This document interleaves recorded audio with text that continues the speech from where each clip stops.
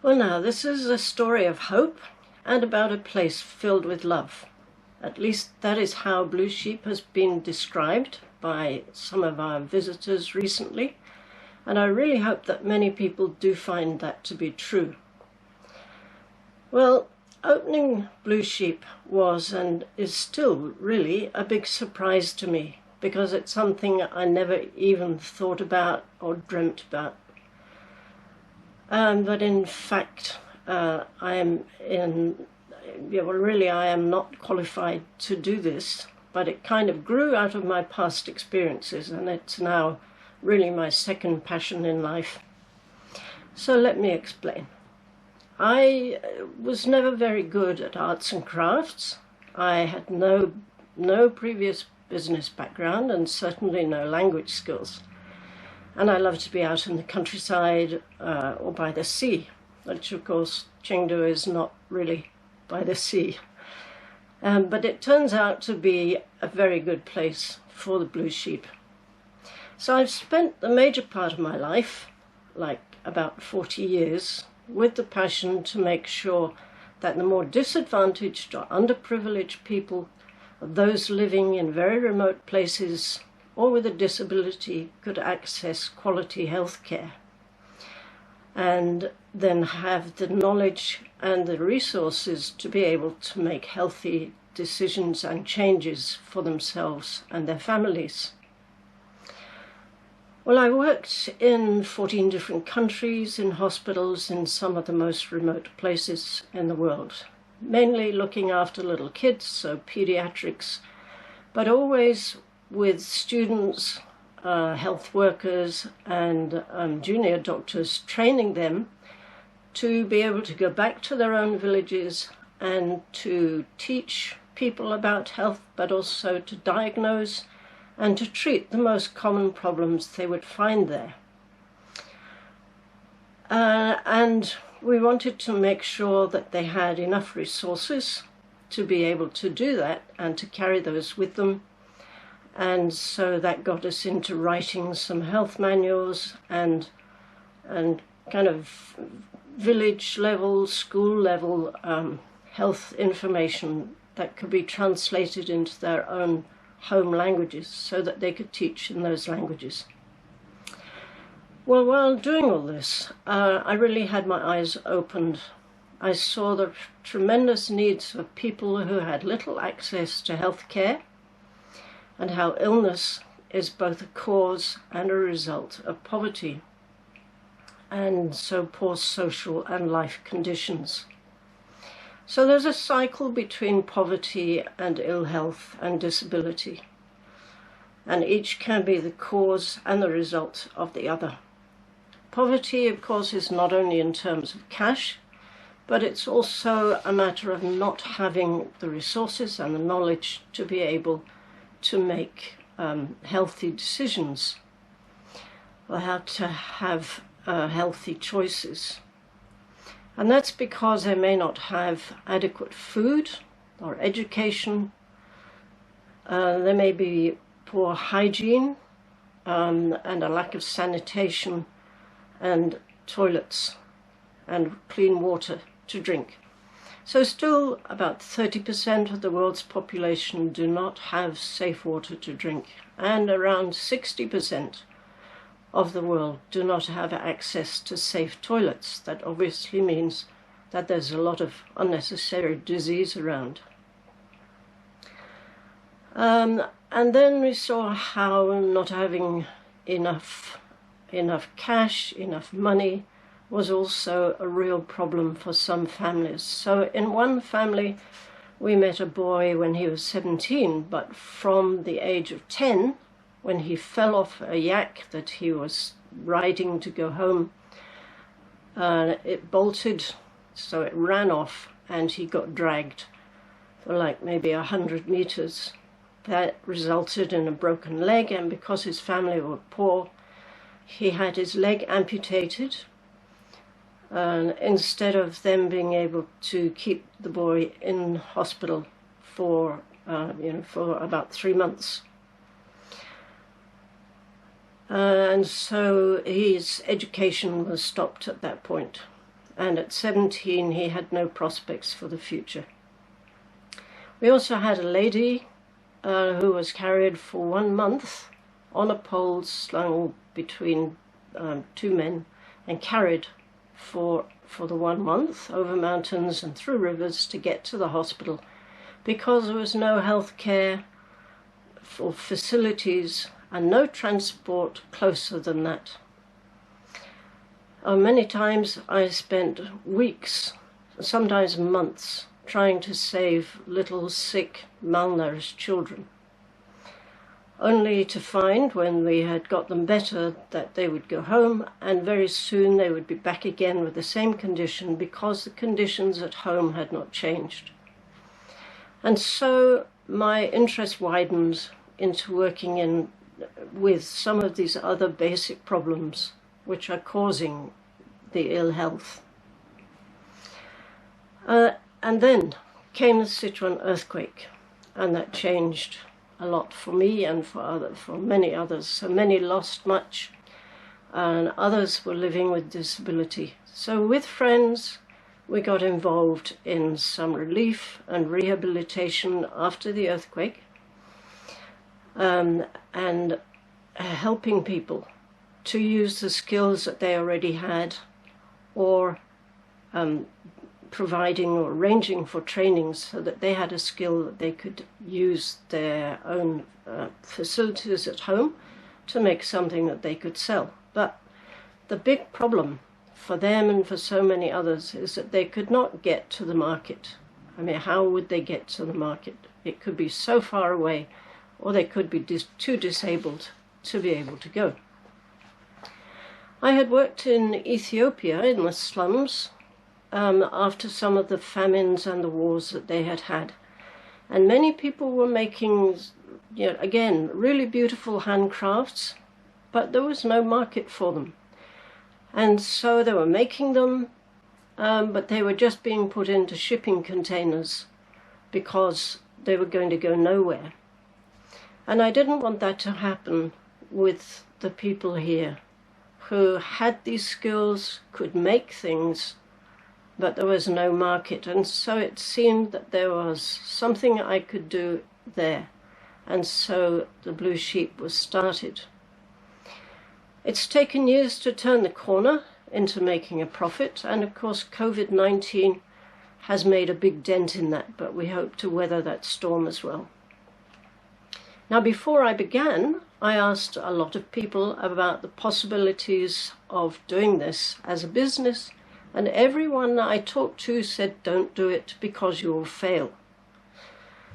I just thought it was a risk worth taking, because handmade, of course, means that the products are a little more expensive because of the time and skill involved, but they're also beautiful, unique, and they have the added interest of the value of the story of the people who made them. And so I thought, let's give it a try. Well, China has a wonderful legacy anyway of traditional arts and crafts. Very diverse because of the many groups of people living within the country, each with their own unique designs and methods. And that makes them really attractive and outstanding to other people and across the world. To survive, though, they have to be able to produce them, for them to have good quality, really, to be able to sell them.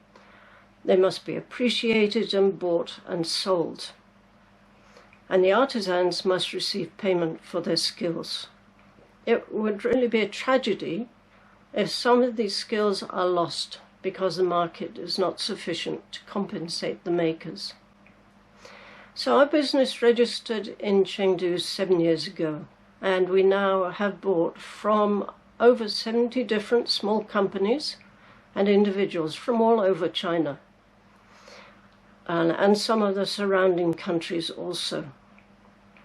And currently, about 13 of the different minority and cultural groups which have such rich handcrafts. Of course, Chengdu is developing rapidly, into a major commercial center in East Asia and onto the world. And it's also the gateway to some of these remote places, some parts of China where some of these people live. So there's really this rich cultural and rich field of cultural and traditional arts and crafts to explore and on which to draw. So Chengdu is a very good place to be. One of our problems was to find a suitable location, and it took us 2.5 years to find a place, which actually didn't seem to be very suitable. Because instead of the large space and the good location, we eventually found a small shop round the back of a building complex off the tourist route. But this actually has become a lovely, restful, peaceful place where people can come and relax, meet their friends, enjoy refreshments, but also browse this wonderful display of diverse arts and crafts that we have. There are amazing stories of many of the producers who, through their courage, their persistence, their patience, their strength of character, they have become more independent physically, socially, and financially. And they're a continual source of inspiration for me, and I think for others also. So I'd like to tell you about some of them. One friend fell through a roof when she was 19, trying to get a ball that a child had thrown up there. The roof collapsed, she fell and broke her back, so she is paralyzed from the waist down. Now she got it fixed, but for many years she could not go out. She didn't have a wheelchair. She lived upstairs in her grandparents' small apartment, and grandfather had to carry her everywhere.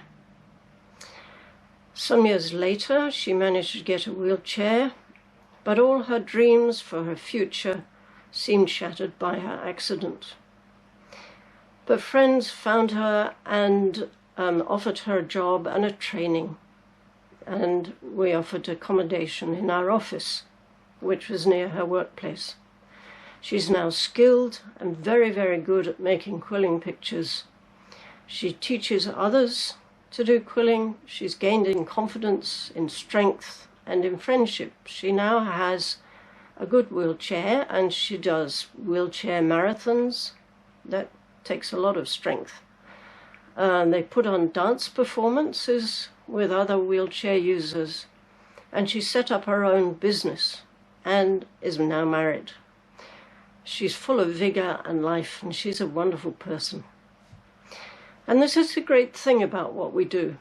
We can help some people who may have lost hope and confidence because of some accident or something that maybe they were born with a disability, or for some reason they feel their lives now have little purpose.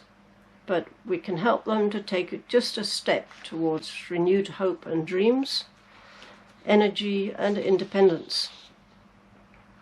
It gives us huge satisfaction to be able to do that and to see changes that can happen.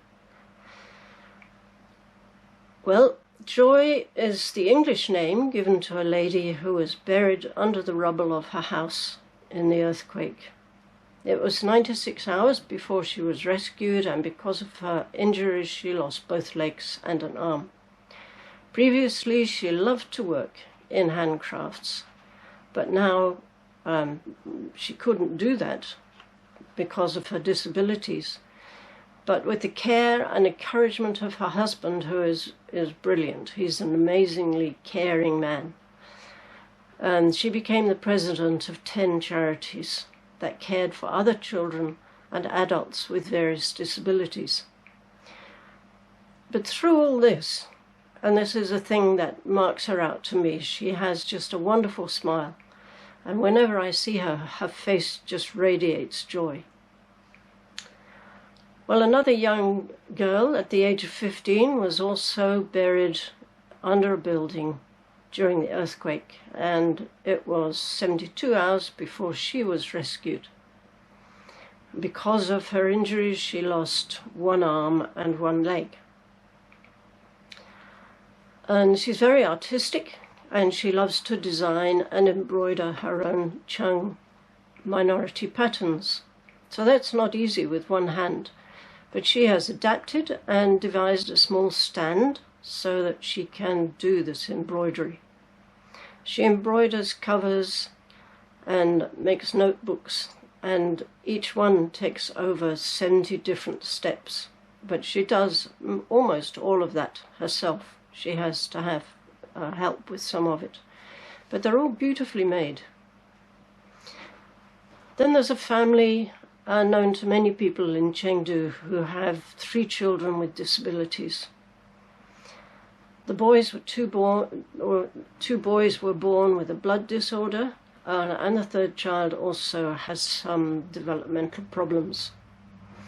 But mother has learnt to do leather work and do leather carving, and she's very, very skilled at that. And the eldest son now is able to make pens out of leather to a very high degree of skill, and also out of skateboards, and that's difficult. But they're cut so that you can see all the vibrant colours of the skateboard woods, and out of silicon with various things embedded in the silicon, and these are all unique and very special. Father also has other works, and together this family work really hard to pay for their medical care as well as for their daily living, but their expenses really far exceed their ability to earn enough. Well, Blue Sheep is essential. Blue Sheep is a social enterprise, and so it's able to make profit. It's a good business, and from the profit we're able to help towards medical emergencies like these and other emergencies that people may have. And this is one of the purposes, well, the main purpose really, of this enterprise, to help any disadvantaged people who are struggling in life to have a marketable skill.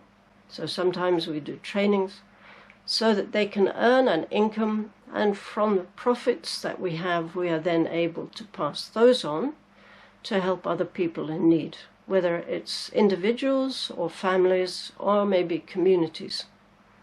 So some of the things that we've been able to do, so we help towards medical costs and trainings, with mobility aids like wheelchairs or crutches or some other kind of aid, and physiotherapy for those who might need it. As well as after some disasters, we've been able to send bedding and clothing, books to remote areas, to remote schools, and provide occasionally a scholarship to a child who may otherwise have to drop out of school.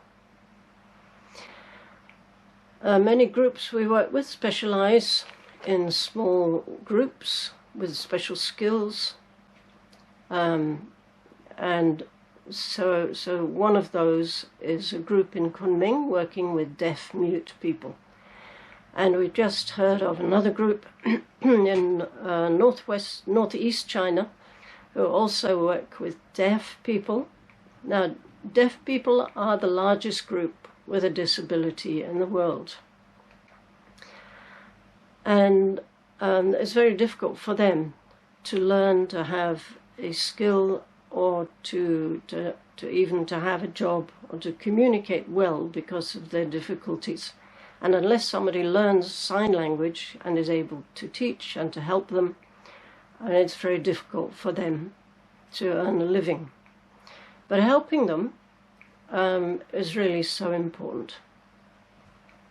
Other friends work with nomads, and their only resource is sheep or goats and yak. And if you try to sell the raw product from these, they get very, very little. But when those things are made into a part of another item, like a table runner or a bag or something, it really adds value to their product, and so they can continue to use their traditional skills but have an added income. So these are just some of the stories of the producers, and there are many others, because almost every item we have in the shop has a story behind it. Well, it's my belief that charity through business is an exciting and powerful tool for the future. Obviously, the business must be successful, but written into its main aims and purposes are also its charitable purposes. Now, it's interesting that a survey was done in the UK in 2015 comparing social enterprises with small and medium-sized businesses. And in almost every aspect of business, the social enterprises did far better than these other businesses. So in the UK, the social enterprises have more energy, they attract more passionate staff, and financially they're more likely to succeed, especially in the first few years, than the SMEs, and they are providing real answers to the many social and environmental problems. So that's interesting. It means that social enterprises do have real potential. At Blue Sheep, we also work under fair trade principles, and we're delighted that we have been accepted as provisional members of the World Fair Trade Organization and hope soon to be full members. This means that we're committed to justice for all the employers, we're committed to fair employment, to public accountability, with the greatest possible efficiency at the lowest cost, and all our practices are environmentally friendly. We also aim at zero waste. Now, this is very difficult, we found, to achieve as a business, but we're aiming at it, and we're trying to get step by step towards that goal. We also try to be inclusive and welcoming to all. So our particular focus is on those who have less advantage in life. This might mean, as I was always told, that our business would be more vulnerable. But so far, in fact, it has worked in our favor. Our latest venture is to be an outdoor farm in the city, and that's to produce food organically and to show communities and schools how they can produce their own food close to where they live without the problems of long transport, and really for it to be organic, and to help them to be excited about growing their own food and seeing where it comes from.